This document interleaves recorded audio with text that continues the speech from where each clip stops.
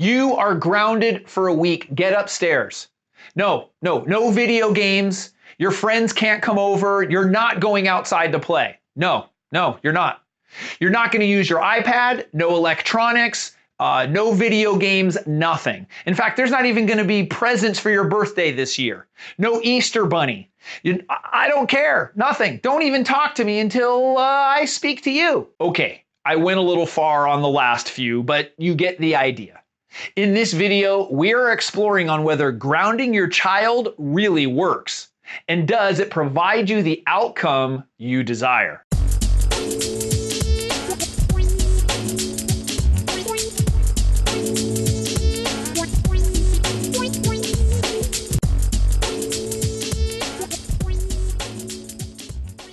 Hey guys, I'm Jason Kreidman, and welcome to another episode of Dad University. We cover a different topic every Thursday, so be sure to hit the like button, subscribe to our channel, click on that notification bell so you don't miss any of our videos. Grounding has been a long-standing tradition among parents.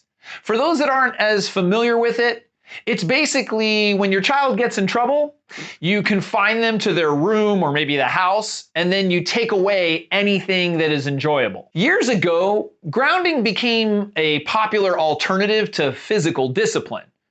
As parents realized that hitting their child was probably not the best method, they used this grounding technique as an alternative. Unfortunately, it's one of the biggest parenting traps that there are.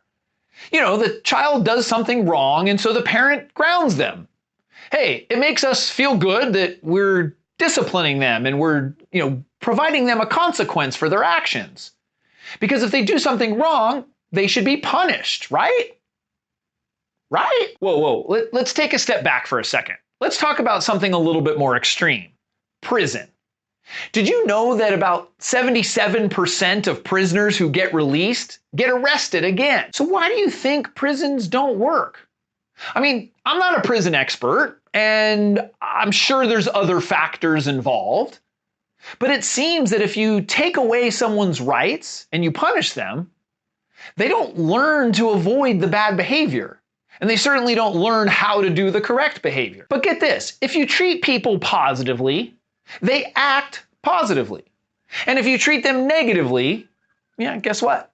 They act negatively. So like prison, grounding doesn't work. In either scenario, the person who gets in trouble then focuses more on the mean people who put them there, rather than thinking about what they did wrong or how what they did affected other people. When I was growing up, I noticed that I was disciplined differently than many of my friends. Kids were often not able to play or were grounded and on house arrest. My parents took a different approach towards discipline. When I did something wrong, my parents, especially my mom, would explain what I did wrong, and then together we would try to solve the problem or fix the issue. We would talk about it. I believe that this approach, done over and over, is what helped me learn right from wrong. It helped me make good decisions for those that affected me and those around me. I really give my parents credit. They did a lot of work with this. Let's go over a few scenarios in which a common response from a parent would be grounding. We'll look at alternatives to the grounding and how we might be able to deal with the situation and allow our child to learn something. First scenario, your child gets in trouble at school for hitting another child and goes to the principal. Your child wasn't defending themselves. They got angry and hit the other child. So does grounding relate to the problem? The child needs to be talked to about how hitting is not okay, and we certainly can't hit to solve our problems. The key is to come up with solutions together. So maybe you could ask them, hey, if you get in that situation again, how could you handle it differently? Maybe they can grab their own shirt, or they can walk away. It's important that we teach them proper anger management techniques. We all get mad, but they need to learn how to deal with it appropriately. Then I would suggest that the child apologizes and then comes up with something that they can do nice for the other child. This is going to teach them much better skills than putting them on house arrest or taking away their electronics. So here's another scenario. Your daughter steals something from the store. Whether she gets caught by you or the store manager doesn't matter. Grounding here will just make her better at not getting caught. She'll also focus her energy or anger at you instead of thinking about what it is that she did wrong or how it affected other people. She's not going to learn anything. I would suggest taking them back to the store and having them apologize to the store owner or the manager. You can explain to them how it's not okay to steal and the different scenarios that they could potentially go to jail.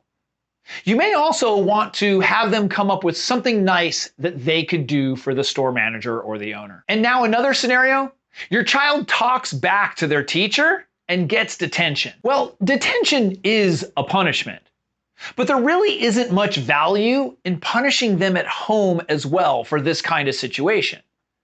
The most important thing is that they apologize to the teacher and then let them come up with a solution on how they can make it up or do something nice for the teacher. You then talk about being respectful and how important it is in the classroom. Also, if you want respect, then you have to give respect. And then you can also discuss about how it's not fair to the other kids in the classroom that you are disruptive. In all of these scenarios, grounding them doesn't teach them what's right. They'll just get better at avoiding punishment. And instead, they'll focus on how horrible the person is who's getting them in trouble, instead of thinking about what it is that they did wrong or how they can avoid it next time. Many will argue that they'll just do the bad behaviors again because there's no consequences. I'll challenge you on this. But if you want to rule by fear and give out your punishments because it makes you feel better, go for it. But you're not going to get the changes that you desire. One of the major jobs as a parent is to help our kids learn right from wrong and to teach them the ways of the world. Our job is to help them understand things, not punish them. Keep in mind, I'm not about rewards either, but that's a different video. In many scenarios, there are natural consequences already. They might go to the principal's office or get detention, or they might lose friends over a situation. Or if something's really bad, yeah, they can go to jail. So you can talk about those kinds of situations and the scenarios that can happen. The bottom line, we all want to raise ethical and moral children. The problem is that punishment is not the best way to get them there. I'd love to hear from you. Do you think that grounding is an effective parenting tool? Leave your feedback in the comments section below. If you enjoyed this episode, please give it a thumbs up, subscribe to the channel, click on that notification bell, and share this video on social media. We thank you for watching, and we'll see you next week.